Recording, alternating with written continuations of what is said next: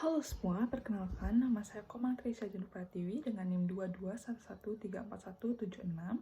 Di sini saya mendapatkan problem based learning atau sering disebut dengan PBL fase A kelas 2 SD. PBL sendiri adalah proses pembelajaran yang menggunakan permasalahan di dalam pengimplementasiannya di dalam kelas, di mana guru memberikan sebuah permasalahan kepada peserta didik dan peserta didik berusaha untuk memecahkan permasalahan tersebut secara mandiri. Di dalam PBL ini, guru hanya menjadi fasilitator untuk peserta didik. Dan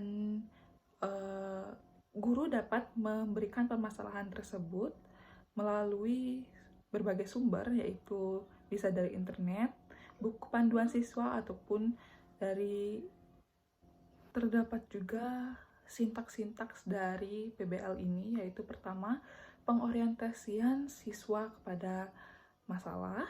Yang kedua, pengorganisasian peserta didik dengan mandiri. Yang ketiga, membantu investigasi secara kelompok ataupun individual.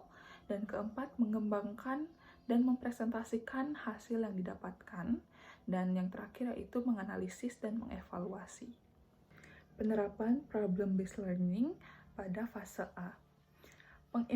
Pengimplementasian model PBL ini dapat dilakukan dengan cara pemberian materi terlebih dahulu kepada peserta didik, lalu dilanjutkan dengan pemberian suatu video mengenai materi yang didapatkan peserta didik, yaitu bagian tubuh tumbuhan, dan meminta peserta didik untuk mengamati video tersebut dengan seksama. Problem-based learning pada fase A dapat meningkatkan pemahaman peserta didik melalui permasalahan yang konkret. Pada fase ini, peserta didik juga harus menggunakan bahan ajar yang konkret atau yang sudah dikenal oleh peserta didik di dunia nyata. Dan selanjutnya, mengapa mengambil permasalahan tersebut? Karena menurut saya permasalahan tersebut mudah untuk dipahami oleh peserta didik pada fase A, karena peserta didik ya pada fase rendah pastinya cepat bosan di dalam kelas jika hanya disuguhi oleh penjelasan atau ceramah yang dibawakan oleh guru. Maka dari itu, guru dapat menampilkan video animasi dengan gambar-gambar yang menarik dan dapat menarik minat peserta didik. Lalu perlahan guru dapat bertanya mengenai seputaran materi melalui video yang telah ditayangkan sebelumnya. Media, eksperimen, dan games. Media yang saya buat pada model pembelajaran problem-based learning ini yaitu amplop pertanyaan, di mana akan terdapat papan yang berisikan amplop-amplop pertanyaan, dan pertanyaan tersebut berisikan pertanyaan seputar dengan materi yang telah diajarkan oleh guru sebelumnya, seperti contohnya fungsi daun, fungsi batang, fungsi akar, dan lain-lainnya. Lalu games berbasis IT, saya merancang sebuah kuis di web Quizizz, di mana seperti media yang dibuat, saya menaruh jawaban dan juga pertanyaan, dan pertanyaan tersebut juga berisikan tentang gambar konkret seperti gambar bunga, dan jawabannya seperti bagian tubuh-tumbuhan apa yang menyimpan makanan, ataupun fungsi dari batang itu apa, dan lain-lainnya. Lalu untuk eksperimennya sendiri, peserta didik dapat melakukannya di rumah dengan langkah-langkah seperti berikut, yaitu pertama, peserta didik diminta untuk mengumpulkan 2 jenis tanaman yang sama dan ukuran yang sama.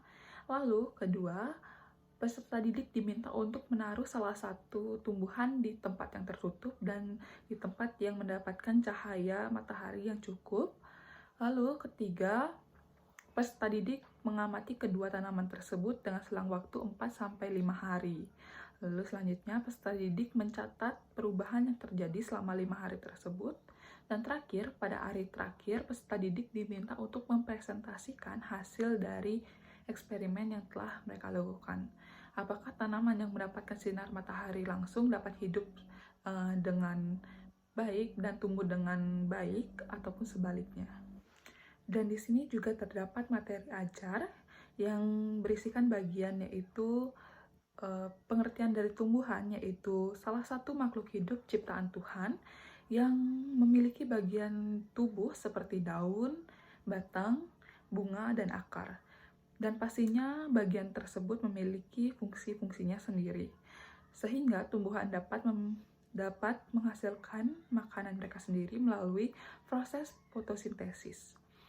Lalu, terdapat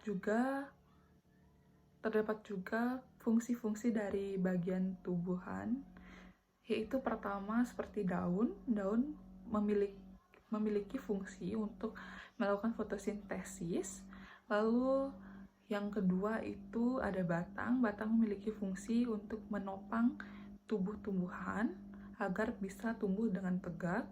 Lalu ketiga itu bunga. Bunga berfungsi sebagai tempat perkembangbiakan dari tumbuhan. Dan terakhir itu akar. Akar memiliki fungsi sebagai penyerap air dan nutrisi dari tanah.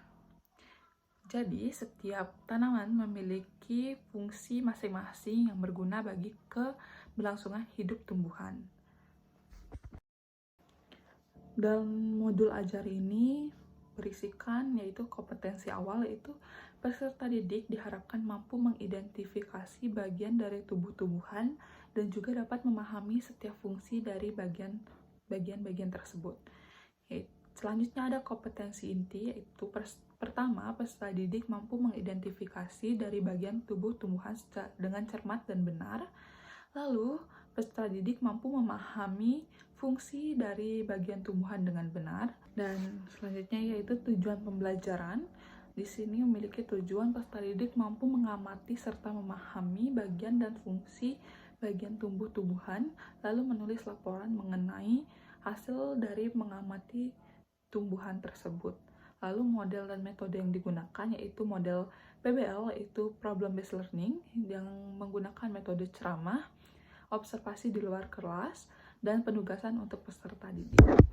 Dan sekian video dari saya. Apabila ada kesalahan kata, mohon dimaafkan. Terima kasih.